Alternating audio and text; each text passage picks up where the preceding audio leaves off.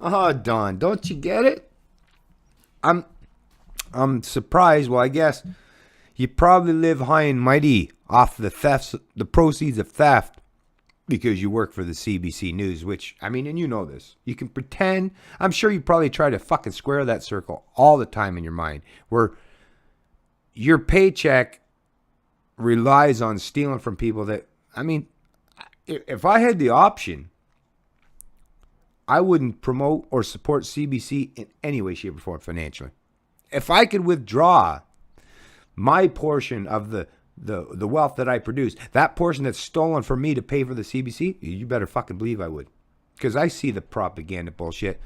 So I know it probably bothers you in your mind. If you have any moral in you at all, any moral compass, if you understand logic and reason, I'm sure that's probably why you keep fucking creating these narratives in your articles that almost skirt, they just barely skim the surface of almost talk about what it means to have real freedoms.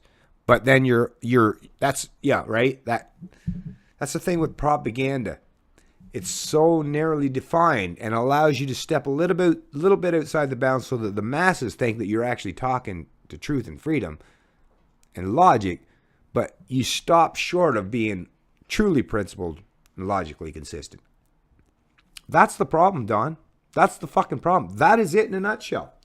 Whether it's you as a propagandist or your political overlords or your Keynesian economists, all those people that believe in central planning and dictating the lives of billions of people or millions of people in certain geographical land masses, that's the problem. And why yes, creating freedom when locking up, imprisoning, incarcerating, beating, destroying the egos and productivity and plundering and stealing from people. Yeah, when you look at them and you're like, oh, but they're not enjoying things. They're not being good, productive little cows. Well, yeah. A good, productive little cow only happens if that, even in a farm situation, they have to at least believe they're fucking free, you idiots.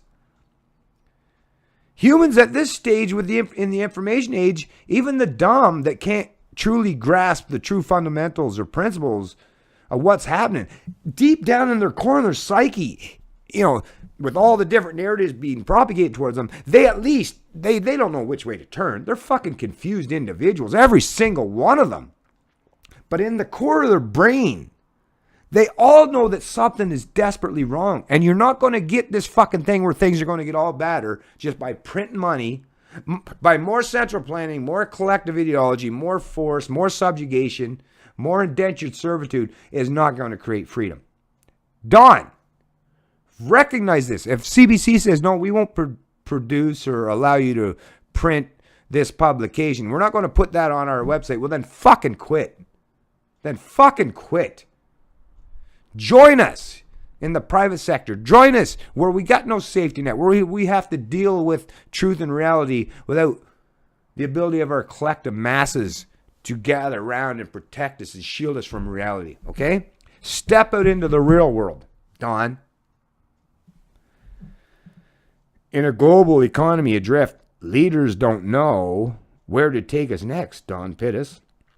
Medicine on offer includes negative interest rates and helicopter money, but the patient is not responding. Well, fuck. Even if it was responding, if you're a crackhead and you give a crackhead more crack, they may respond positively by saying, thank you very much, I appreciate it. But have you done them any good? No. You've only continued their further destruction of their body. That's all you've fucking done, you idiots. You can't help a person by forcing your ideologies on them or forcing them to want to be under your umbrella. Humans flourish when they're free. Even those that are somewhat scared of freedom, like I said, deep instilled into the core, in their mind, if they survive, if they're alive today, they at least somewhat understand what it means to be free, because only free people really get to the point that we're in today. The lowly sheeple, most of them have been weeded out throughout history. That's just like in the animal kingdom and human nature. The strong are the ones that have survived for the most part. Now, I get that a large percentage of the mysticists the losers, the parasites, the collectivists, the control freaks. Yes, they have survived too. By being able to manipulate and control and dictate the narrative presented to the masses, whether it's through the old world religions or the new religion of statism. But they are small. Their numbers are small in comparison to the strong and the resilient.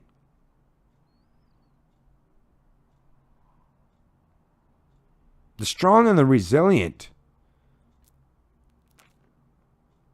our numbers have grown massively because of a consequence of our ability to strive and survive in any situation, under any circumstances. So lock us in a cage, even if you give us free food, free health care, TV, internet access. The fact that we're still locked in the cage, or most people, my physical body's locked in the cage. My mind is as free as can be, but my body, the limitations on what I can do with my body and my mind is omnipresent and always around me. But in my mind, the understanding, the grasp, I'm as free as all can be. I have already experienced freedom. If I died tomorrow, I've already experienced freedom more than most people have. And I love it, and I wouldn't give it up for anything. For anything. If you ever thought there was a group of smart people who really understood the economy and you were just too stupid to figure it out, now's the time to disabuse yourself. Don, have you been reading my stuff? Maybe I should try to do a little bit of... See, I don't really get into that stuff, but I see that sometimes when these things are presented, it's like, are you people actually tracking and paying attention to the truth and logical consistencies and the narrative that people like myself present? Because it almost sounds like you're starting to come around to understanding what we're talking about. Despite putting on a brave face for the cameras, some of our best economic thinkers, from central bankers to business leaders to economic scholars, find themselves adrift as they try to get the global economy back on track. And while that doesn't mean we should despair, it tells us we can by no means be sure of an imminent end to the world's economic turmoil. As Japan steps boldly through the looking glass into the world of negative interest rates and the globe continues to spend its labor and capital pumping out more crude oil than anyone wants, it would be fair to think that this is a problem that has to work itself out eventually. Greece, Italy, China, Russia, South America, and even Finland are struggling. Despite falling unemployment, many fear the United States may be returned to recession. You might think some clever economists would come up with a solution to put workers back to work and calm jittery financial markets. As someone who reads about economics for pleasure on days off, I can tell you there are lots of solutions to offer. The difficulty is that it is not clear which, if any, will work. This was struck home hard last week while reading an economics commentary from the venerable and relatively non-ideological Martin Wolf at the similarly venerable London Financial Times, which, I pay attention to. You have to know what everyone is thinking if you want to truly understand things. The article titled Why It Would Be Wise to Prepare for the Next Recession was interesting in its own right, but perhaps just as valuable was the reaction expressed in many thoughtful comments that followed. Wolf had essentially offered several potential solutions should Britain go into recession, but the prescriptions could be applied elsewhere. Cleansing depression. Here we go. What that means, that term, cleansing depression, what that means is allowing all the malinvestments, the bad actors, the vile and vicious investment methods that were meant to steal and plunder the masses, allowing the central planners and control freaks to have their own dose, to take their own dose of medication. They have to suffer the consequences of their own actions. That's what that means. A cleansing depression means allowing the central planners, control freaks, and those that follow that ideology to fucking suffer the consequences of all the bullshit they caused. That's what it means. And yes, of course, that's what has to happen. That's what all the Austrian economists, that's what anyone that actually understands real logic and how the human mind, the psyche, how we function as human beings, the only way, that's how people learn. In the absence of positive education, absent of propaganda, I mean, that would be great if we could just, but no. That world does not exist today. So yes, people have to, just like myself, if I did something wrong, I have to suffer the consequences of my actions.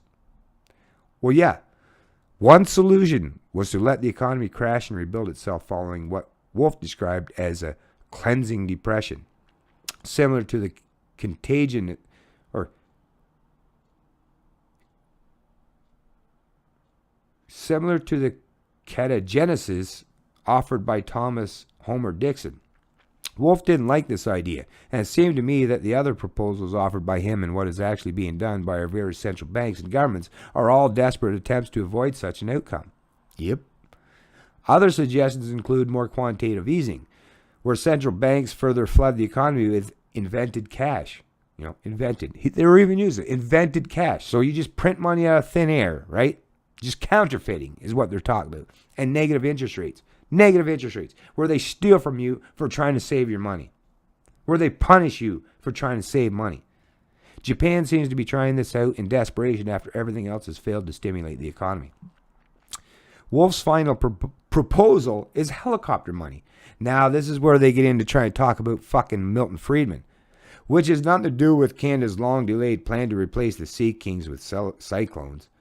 Instead, it comes from a thought experiment by U.S. economist Milton Friedman. You see how that's a sleight of hand, Don?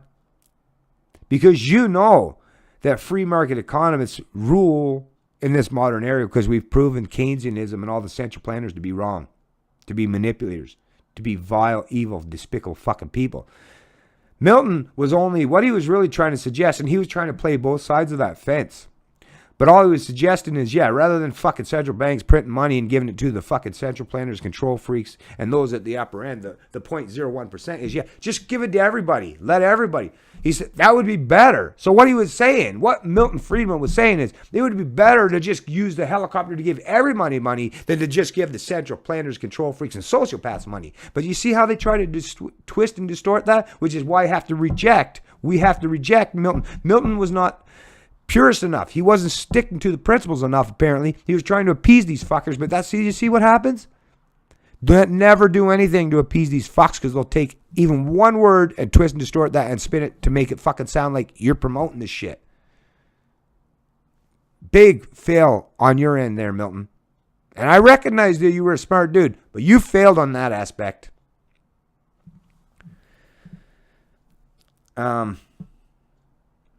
Wolf's fine. Oh yeah, hell. Okay, yeah. So let us suppose now that one day a helicopter flies over this community and drops $1,000 in bills from the sky, which is of course hastily collected by members of the community. Friedman imagined in 1969. Oh, you fucks. The idea is that rather than hand out money to banks so they can lend it cheaply to those who can afford to borrow, as in the case of quantitative easing or low interest rate policy, government could distribute cash willy-nilly to everyone. Certainly the poorest of us would be inclined to spend the cash immediately on things we need, thus stimulating the economy. All broken window fallacy bullshit, right? I mean, Jesus Christ. Yeah, if you break the window, yes, you'll spend money to fix the window, but you've also fucking wasted that money on a window that was already there. Just like if you print money, yeah, you can spend that money in the economy, but now all the prices are going to go up as a reflection of that inflation of the monetary system, of the monetary supply. What the fuck, man? Cause and effect correlation. Learn this shit when it comes to fucking macroeconomics, Don. Come on.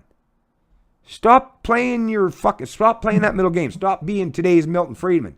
You can't play both sides of the fence. Understand, recognize reality, objective reason, logic, true economic fundamentals and principles, or just claim to be a statist so we can just fucking throw you in the trash bin like everyone else that promotes central planning, collectivism, forced subjugation, right? Stop trying to play that middle ground. I don't respect you for it. I'll respect you when you start telling the truth. Holy. Stop hedging, you fucks. I want my political overlords to still look at me kindly and take care of me if I fuck up. No. Embrace freedom. Or stay on the side of your parasitical overlords. Don't try to play us both. They might allow it. We won't. No offense to some of the wiser web commenters out there, but the response to Wolf's column was far above the standard fare of ad hominem attacks so often found in online forums. In addition to most comments being thoughtful and well-reasoned, the alternate solution presented were diametrically opposed, even mutually exclusive. As more than one commenter pointed out, there's absolutely no evidence that monetary stimulus, up to and including negative rates, has ever had any beneficial effect on the economy. We sink despite stimulus, all the while becoming more unequal. And that's so fucking true. I mean, look at since 2008 to 2016, 8 years, they've been trying this shit, and what has happened? People are more miserable. It's false wealth. It's debt. That's all it is. There's not been zero. Actually, it's been a dramatic decline in wealth and an increase in debt. You can see that just in the numbers, people. Mathematics doesn't lie. Debts have only increased. Personal wealth has decreased. Purchasing powers have decreased. Personal happiness has decreased. Only debt and mysticism and the belief in central authority having the capacity to fix things by the central planners and the people that believe in that. That's the only thing that has increased. Nothing good has come out of this for the regular people, the masses. And you know this. Which is why people like myself will be proven to be right. Yeah, we'll take all the derision, the insults, the vicious, vile attacks towards us in the interim, when things are still not fully understood. But given enough time, when reality gets to prove out that we were correct all along, well, for one, I hope to still be here so that you people can finally say, you know what? Fuck, I hated Bennett telling me the truth. God damn him for having to do that. I didn't like the truth because it destroyed, it burst my bubble. But you know what? He was right all along. Matter of fact, I don't even care if anyone ever tells me that, because reality will bore that out. I don't need anyone to tell me that 2 + 2 is 4. I already know that. I don't need any confirmation. I already know it. Yeah, central planning, printing money, forced subjugation, enslaving future generations to pay for the entitled lifestyles that the people try to enjoy now. Yeah, that's not going to prove to be beneficial for everyone. You're still picking winners, losers. Central planners is all about manipulating the masses and picking winners or losers rather than allowing natural selection and nature to play out on its own. That's what it is. Someday Don will come to fully realize and embrace this. Maybe he already does, and he just fights with it all the time because he wants to keep his cushy little propagandist job, right? Maybe someday. Hopefully you'll get there, Don. I'm holding out for you, man. I have high hopes. It's Canadian Libertarian, and I love liberty.